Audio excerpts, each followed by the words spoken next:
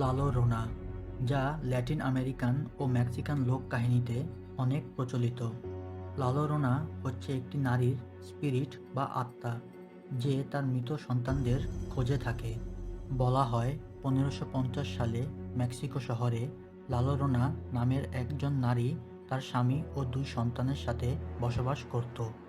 একদিন সে জানতে পারে তার স্বামী অন্য আরেক নারীর সাথে সম্পর্কে জড়িয়ে পড়েছে।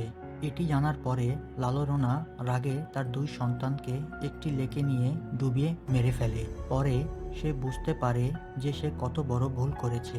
রাগে দুঃখে সে তার নিজের জীবন নিয়ে নেয়, কিন্তু মৃত্যুর পরেও তার আত্মা শান্তি পায় না।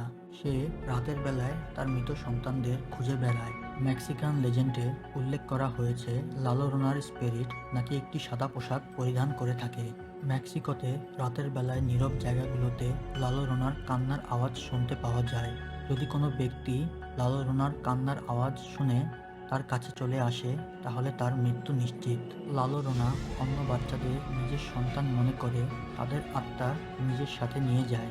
মেক্সিকোতে লালো রোনার আরবান লেজেন্ড আজও অনেক বিখ্যাত।